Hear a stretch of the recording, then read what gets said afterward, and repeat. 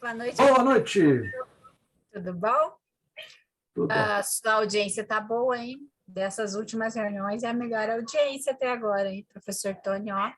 Nivaldo é fera. Nivaldo. Menos. Everson Teixeira, lá de Canoas, fez uma pergunta para nós, acho que quando você estava falando sobre o uso do ouvido ali, né? Certo. E quem não consegue fazer isso?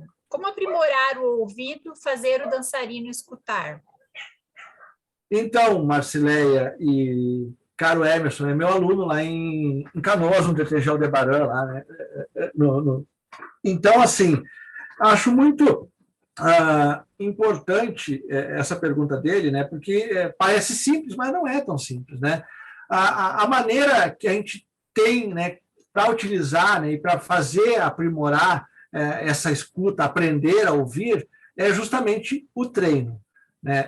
Eu tenho que fazer no meu aluno, né, na pessoa em que eu estou tentando transmitir essa parte, treinar realmente o ouvido com a música, ou seja, dando muitas opções de ritmos diferentes e tentando dar ênfase a que a pessoa aprenda a dividir os compassos, pelo menos, de cada música que ela está escutando. Eu sempre falo sobre isso e acho muito importante o professor de dança ter, no mínimo, uma noção básica sobre música. Né? Ele não precisa ser um músico, ele não precisa ser que nem o Daniel, que é professor de dança e toca e muito bem, por sinal. Né? Ele não precisa ser um músico, ele não precisa ler uma partitura, mas ele precisa ter uma noção básica de ritmo, de tempo, de compasso, né? Para que ele possa passar adiante esse conhecimento. Eu sempre falo, como eu disse antes, que o primeiro curso que eu fiz de danças tradicionais gaúchas, lá em 1990, o curso, inclusive, foi no Glauco Saraiva, que é dentro lá agora, do Geraldo Santana, tá? Ali em Porto Alegre, foi o Belloni quem ministrou esse curso, professor grande, o professor Belloni. E ele abria o curso de danças tradicionais, lá naquela época, falando de música. Ele ensinava tempo, ritmo, compasso, né? Mostrava dentro de uma das partituras que tinha, né? Que tem, aliás, dentro do manual azul, lá, né? Do Paixão e do Lessa, pegava aquelas partituras e, esse tempo é assim, é aqui que inicia a dança, é ali que inicia a dança. Então, eu não vejo como, né, o professor trabalhar com dança sem ter o mínimo conhecimento de música. Ele vai simplesmente passar passos, ele não vai ensinar a se movimentar na dança e a realmente expressar o que a música quer dizer em relação à dança. Então, o mínimo de conhecimento de música é necessário. E como, respondendo, né, diretamente na pergunta, né, do Emerson, do Everson, que eu já falei antes, é o treino, justamente assim, colocando repetidas vezes, demonstrando, né, que pode usar diversas formas, né? Dentro de uma das pós que eu fiz lá, o professor usava bastões batendo no chão, bolinhas de tênis, né, picando no chão para te exercitar o ritmo, para te ouvir a música. É que muitas vezes não é todo mundo que tem a mesma capacidade de entender rapidamente, né, ou da mesma forma, principalmente em relação à música. Então, eu tenho que fazer, dar instrumentos, né, para que a pessoa facilite esse aprendizado, facilite esse entendimento. Então, é através do treino, Emerson, através da repetição, né, que a gente vai conseguir fazer com que a pessoa aprenda a escutar.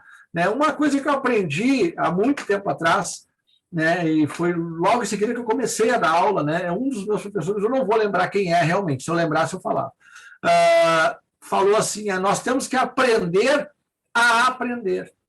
Muitas vezes a gente não sabe aprender, sabe? A gente tem que... tu está ali passando, né, para o teu aluno, e o teu aluno ele está ouvindo, mas ele não está aprendendo. Porque ele não aprendeu a aprender, ele aprendeu só a ouvir. Então, tu tem que fazer com que o aluno aprenda a aprender também. Então, se entregar ao que está fazendo, tudo isso que a gente vem conversando aqui. E só dessa forma tu vai conseguir fazer todo esse desenvolvimento, todo esse trabalho em relação ao aprendizado. O professor tem duas mãos erguidas. A primeira foi a do Matheus, tá? Então, vamos lá, Matheus. Enquanto isso, toma um chimarrão, demora essa pergunta aí. Eu preciso molhar a goela. Não, pode ser. Primeiramente, uma boa noite. Sempre um prazer estar aqui com todos vocês. A primeira provocação que eu trago o camarada perguntou e quem não consegue, como aprimorar o ouvido e quem não consegue. Eu fiquei pensando de quem não ouve, como é que faz para participar do grupo de dança aquele que é deficiente auditivo. E também lembro que a música, a gente tem outras formas de senti-la, que é pelo movimento, né, pela vibração. Então, ele também consegue ouvir através do tato, por exemplo, quando o professor Nivaldo agora fala fazendo bastoneio, ele também sente através da vibração, não pelo ouvido, mas por um outro meio, né, dessa mecanização, então, da aprendizagem.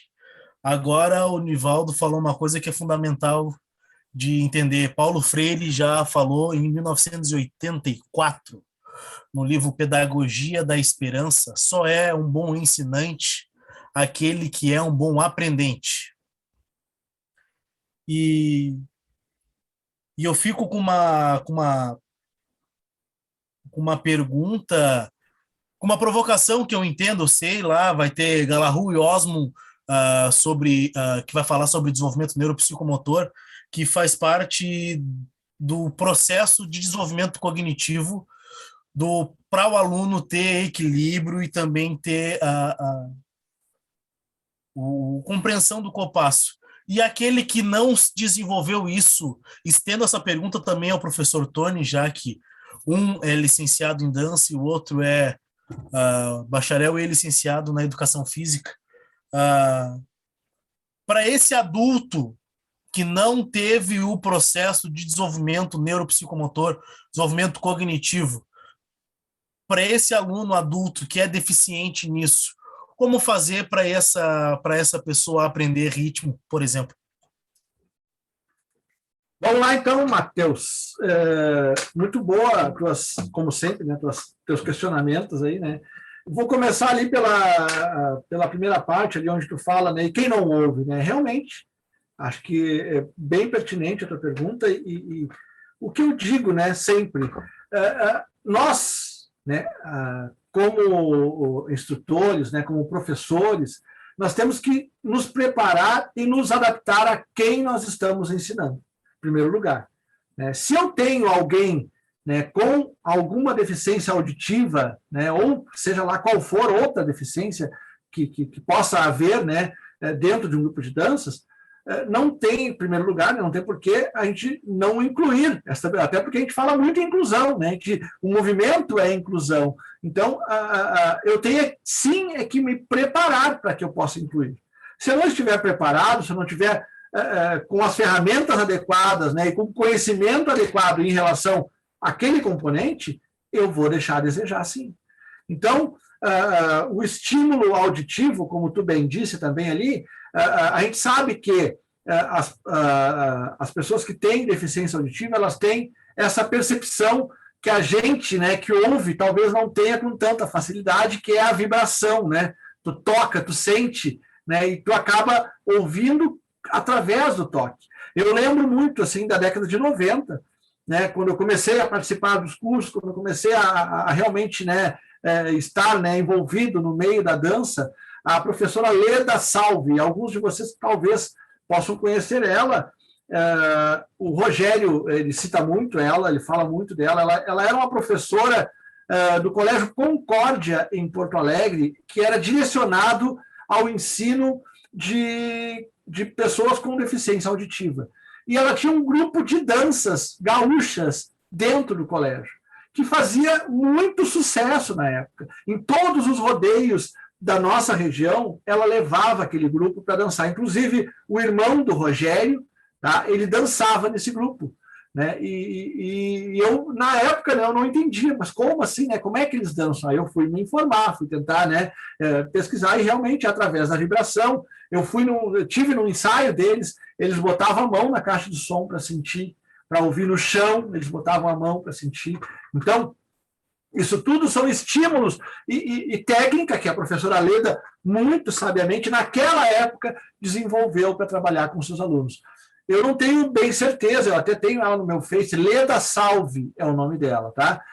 Se eu não me engano, ela está situada hoje no litoral, ou alguma coisa parecida, mas continua fazendo trabalho dessa forma, desse tipo. Tá? Então, respondendo a pergunta, sim, nós temos condições e temos capacidade, basta que nos preparemos, né? Que tenhamos disponibilidade em aprender algo novo e colocar dentro daquilo que já é velho para nós. Então, isso talvez seja a dificuldade que a gente encontra. Não, prefiro não ter do que me adaptar. Né? Ou, deixa ele dançando ali, vai ficando no banco, vai, né? Não, é comodismo isso para mim, né? É muito mais fácil fazer isso, ao invés de eu simplesmente, né, adaptar e colocar aquela pessoa a fazer parte dentro do grupo. Quanto ao adulto, Matheus, realmente é mais difícil, né, a pessoa adulta, né, que nunca teve contato, que nunca teve esse desenvolvimento, né, através da música, através do aprendizado, né, e do próprio sentimento em relação à música, né, ele cair de paraquedas no grupo, agora o que eu faço? A pessoa que não tem joelho, né, que nem eu sempre falo, não consegue dobrar, não consegue flexionar, não consegue dar não sabe nem o que é o esquerdo ou o direito, às vezes. Então, a gente tem que ter, sim, muita paciência e aplicar técnicas que possam fazer esse desenvolvimento ocorrer. Então, assim, técnicas e formas de fazer isso existem aos montes, basta que pesquisemos, que vamos atrás, né, para conseguir buscar recursos para poder desenvolver melhor esse trabalho. Como eu falei antes, né, na pós em dança que eu fiz na Gama Filho, acho que o Tony também fez essa pós, se não me engano, tinha um professor lá que ele era craque em ritmos, né? E ele falava muito dessa relação de usar instrumentos que tu possa fazer com que a pessoa aprenda a ter ritmo, aprenda a desenvolver o ritmo, na verdade, porque ritmo ela tem que desenvolver o ritmo, né? Então, usando bolinhas de tênis, bastõezinhos, tocando no chão, desculpa, enfim, basta pesquisar que a gente vai encontrar diversas formas de tentar, né, desenvolver isso e ajudar no desenvolvimento, né, do aprendizado do adulto. É interessante a pergunta do Matheus, porque Matheus não só o adulto que não desenvolveu, né, as suas habilidades motoras na época certa, que tem essa dificuldade, como o professor Nivaldo citou, não é que as pessoas não tenham ritmo, na verdade elas têm um ritmo individual e todos nós temos um ritmo, né? Até a pulsação do nosso coração, os batimentos nos dão um ritmo. Mas também existem alguns processos de envelhecimento, de degeneração e até mesmo de sedentarismo, a pessoa não praticar algumas atividades que vão fazendo com que esse desenvolvimento das habilidades motoras fiquem regressivos, vamos dizer assim. Antes tu fazia uma coisa, hoje tu já não consegue fazer. E aí vai aparecendo isso que a gente tem como sensação de perda de ritmo. Por exemplo, eu joguei handebol por muito tempo. Hoje eu consigo até entender a jogada que eu tenho que fazer, eu já sei projetar o arremesso, consigo fazer tudo isso na mente, só o corpo não acompanha. Não sei se tu me entende. A gente vai envelhecendo, já não é mais aquele guri que jogava, né, ou aquele jovem que jogava. Isso acontece com vários atletas. Muitas vezes o cérebro sabe como processar, sabe como fazer, mas o corpo já não tem essa habilidade motora. Então, também no processo de envelhecimento, claro, tem algumas doenças degenerativas que acabam amplificando esse processo, né, e até acelerando esse processo de dificuldade do desenvolvimento das habilidades motoras e até mesmo que a gente sente como perda de ritmo, mas na verdade não é perda de ritmo, mas é uma alteração no ritmo. Falta a memória, né, que vai defasando em relação à memória corporal. Isso aí, motor e corporal. O Daniel está com a mãozinha erguida ali. Daniel, é contigo. Vamos lá, Seco, velho.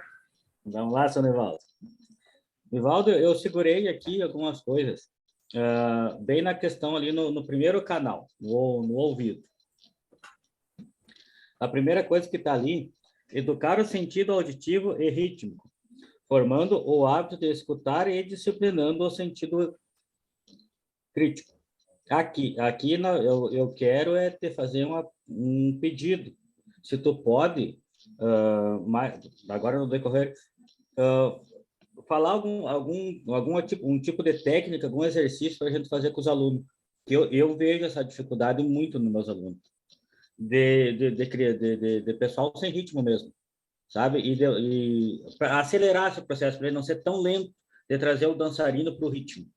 Pegando agora essa última, eu gancho também da pergunta do Tony, né? Os caras estão no ritmo deles, e o mundo que se adequa a eles, né? E também, daí, pegando mais ali à frente, cada dançarino deve aguçar sua audição. Ele deve voar alto, rendendo-se à música, ouvindo cada compasso. Aqui vem totalmente, aqui já trazendo para a nossa realidade de rodeio e dança mesmo, tá? Essa parte aqui deixa eu voltar aqui, para mim não me perder aqui. No grave e agudo, render-se à música, ouvir cada compasso. Aqui eu vejo muito isso nas danças ali com o musical mais trabalhado, tipo na linha do Fegadã ali, que trabalha-se muito cada pedaço da dança, uma instrumentação ali. E daí, eu tenho nesse gancho aqui também, eu vou lá para a última que tu botou ali, ó.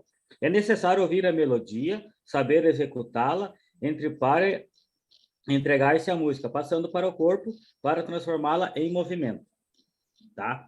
Daí, nessa linguagem que tu vai me entender também. Tu pega uma música redondinha, bem trabalhada, o Matheus também sabe muito bem disso. Tu trabalha ali, pega uma querumana, uma tirando do lenço, que é mais nítido, né? Todo mundo trabalha. No momento da prenda, a música vem só com violão e violino. No momento do sapateio, ela muda o tom, vem mais grave. E a música fica redonda, a música fica certa para aquilo. E o grupo velho vem enquadrado, fazendo movimento de 1, 2, e como é que tu vê isso? Então, deixa eu botar aqui, para não esquecer. Vamos por parte, né, Daniel? A primeira coisa, né, em relação ali ao ritmo, né, que tu falou, né, técnica, né, para isso. Claro, se tu for aí buscar na internet, aí tu vai achar 1000 formas de fazer isso, né? Mas aquela que eu falei ali na pergunta do Everson, né, que é o meu aluno lá em Canoas, né, é mais ou menos o que eu costumo fazer, né, com quem está nesse aprendizado inicial, principalmente, né? Ou naquela outra questão, né, que a gente falou agora aí, que o Tony ressaltou, que é do aprendizado do adulto. Eu pego uma música qualquer, pego diversos, procuro pegar variados ritmos, né, para não ficar um ritmo só e a pessoa acabar sendo, né, o Joãozinho do passo certo, só sabe fazer aquele passo, né? Então, pego diversos ritmos e pego algum instrumento, uma baqueta, pauzinho, toquinho de vassoura que tu corta no meio, e vou fazendo com que a pessoa, ao escutar a música, tente identificar, né, os compassos, tente identificar o ritmo daquela música para não bater, porque muitas vezes ela não tem essa percepção porque não sabe nem onde é que está situado cada ritmo, mas é paciência, Daniel, é muita paciência, porque assim como a gente vai encontrar aquele aluno que vai entender isso facilmente, vai passar isso facilmente, né, para o corpo, tu vai pegar aquele aluno que não vai entender, e não é porque ele não quer, porque realmente não está entrando. Então, a paciência é primordial para tentar desenvolver isso. E, claro, como eu te disse, né, essa é uma forma simples de fazer. Tu vai encontrar diversas outras. No trabalho mesmo, no livro que, se Deus quiser, vai ser publicado, eu tenho ali algumas dinâmicas, né, de grupo para desenvolver todos esses aspectos, né, que tem, que a gente, mas como eu também cito no livro, são alguns exemplos só de dinâmica, né? Tu pode buscar e tentar achar outras diversas. Coloquei uma de cada tipo ali para desenvolver os aspectos que a gente precisa. Eu acho que tu falou ali, né, em relação à música elaborada, né? E realmente é isso. E é o que o ouvido tenta nos passar, né, Daniel? Tu falou muito bem, né, que essas músicas mais elaboradas, né, o estilo Fegadã, né, o estilo Fegadã traz muito, né, para o nosso meio, né, trabalha a música, pensa na música em relação ao dançarino, né, tem esse carinho todo, né, então tu tem a obrigação quase que de dançar, né, redondinho em relação àquela música. A partir do momento que tu não faz isso, é porque tu não foi treinado para isso também. A partir do momento que tu é treinado para isso, que tu desenvolveu esse senso crítico em relação à música, tu vai conseguir entender ela e passar os movimentos redondinhos, como tu diz, para aquela música que foi feita especialmente para aquela dança. Então, se não tem o trabalho de desenvolvimento, certamente não vai haver o mesmo entendimento. É bem claro, tu colocar 2 estilos diferentes dançando com essa música do Fegadã. Tu vai ver nitidamente assim, como é que eu vou dizer, a distância que tem uma da outra em relação a isso que a gente está falando, né, de sentimento, de sentir a música. E eu não lembro agora, acho que eu respondi as duas, né? Em relação... Sim. Só aprofundando um pouquinho nessa segunda, e não é, tu sabe que eu vou de sangue doce, não é criticar, nunca é crítica, é para o meu entendimento mesmo. Ali no nosso caso, o cara que vai lá dar aula para o grupo, tá? Nos grupos menores, os CTGs lá, o CTGzinho lá do Fivela do Meu Cinto lá, que está com pouco dinheiro e pegou uma música lá, uma música lá do Fabinho, pegou a música do Fabinho lá e botou lá para dançar. E ele traz o grupo lá dele quadradinho, tudo. O professor, ele tem que ter esse cuidado de trazer lá para o grupo dele uma música adequada ao grupo dele. E às vezes não tem, por mais que às vezes o cara tem conhecimento, tem vontade, mas não tem dinheiro. Isso. Fala. Qual é o norte para isso?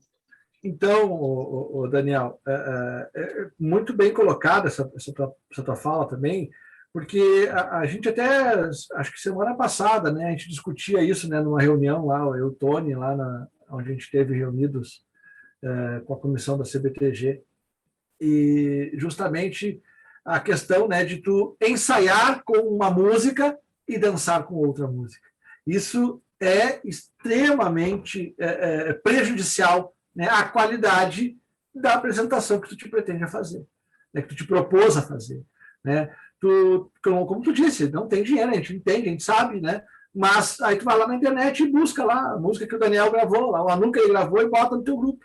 Mas aí, no decorrer do tempo, tu conseguiu dinheiro e conseguiu pagar o musical para o teu grupo dançar. Mas tu não conseguiu arrumar dinheiro para fazer o ensaio também, ele só vai na apresentação. E aí o grupo vai lá e dança com aquele musical que nunca viu na vida. Com certeza não vai ser a mesma coisa que tu ensaiou no ensaio com uma música que tu escolheu. Então, a gente vai entender, claro, né, que vai existir esse tipo de situação, né, do CTG que não tem recurso para investir nesse setor, mas aí vai caber ao professor ter, no mínimo, o cuidado de achar, de ter visto o musical que vai tocar para o grupo dele, né, conhecer o que ele vai apresentar. Olha, eu quero mais ou menos isso, vocês conseguem fazer? Já ouvi vocês tocando, dá para fazer assim? Dá. E tu trazer para o teu grupo algo que pelo menos se aproxime daquilo, né? Não tu trazer, o Daniel gravou a música e na hora tu contrata o Tony para tocar. Né? Duas coisas bem distantes que vão dar distorção na hora da apresentação. Não tem como funcionar. Então, é importante, sim, que se tenha esse tipo de cuidado, Daniel. E não tem solução, não tem receita para isso. Né? É simplesmente ter o cuidado, né, a sensibilidade, tentar fazer o melhor possível, né, em relação a isso. Era umas perguntas só para ouvir os teus conselhos.